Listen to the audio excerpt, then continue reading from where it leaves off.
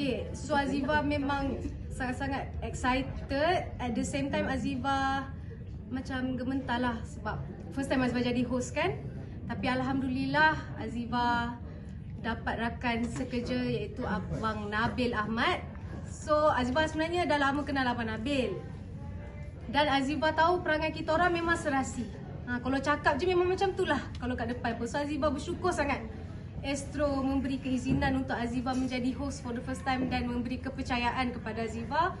At the same time, beri partner Aziva iaitu Abang Nabil. Alhamdulillah. Susah nak build chemistry. Susah tak? Aku.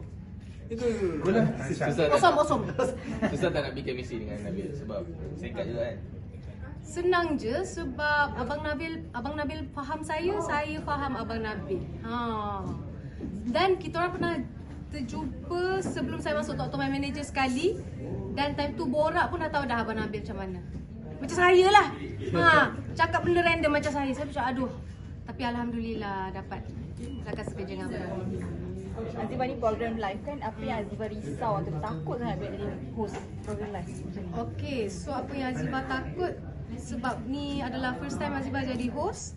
So Aziva of course takut salah cakap, takut salah timing, takut Aziva buat mistakes. Semua tu akan ada. Tapi Alhamdulillah Abang Nabil dah tadi backup saya. Saya sebenarnya rasa saya banyak buat kesilapan tadi. Saya memang rasa macam aduh, banyak salah lah saya buat. Salah timing, prompter saya baca Abang Nabil punya. Macam alamak. Tapi nasib baik ada Abang Nabil dan semua production team yang backup saya. Alhamdulillah. Jadi masa ditawarkan jadi host tu, apa yang Aziva fikir? Benda pertama yang Aziva fikir? Okay, first time Aziva ditawarkan jadi host, Aziva rasa terkejut dan terharu yang diorang panggil Aziva audition. Aziva macam, saya layak ke Dah lah time tu saya tengah menyanyi di Talk to My Manager lagi. Diorang panggil time tu juga. Dan Aziva rasa macam, okey lah, ini adalah cabaran yang baru untuk Aziva. Ingatkan Aziva menyanyi je. Tak sangkalah orang akan dan ingin panggil Aziva menjadi host. Aziva rasa sebab selalu bercakap time live kat TikTok tu ke sebab orang panggil Aziva macam pandai bercakap, pandai borak dengan orang? Okey, Aziva rasa sebab Aziva live tu, sebab diorang kata jadi pengacara ni jadilah seperti anda di live. Dia suruh Aziva jadi diri sendiri, be yourself. Saya macam biar betul nak saya be myself kan, saya buat benda pelik-pelik kan.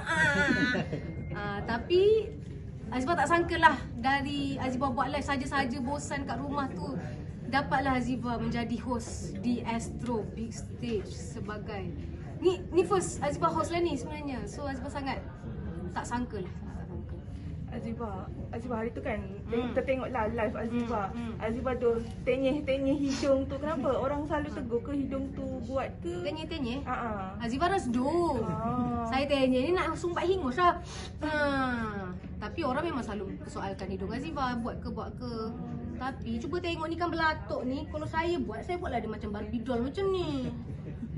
Tapi hidung ini adalah dari keturunan mak saya tau. Tengoklah mak saya cantik macam mana pula. Mama masuk kat tepi. Tak ada buat-buat lah. Tak buat-buat, janji tak buat-buat.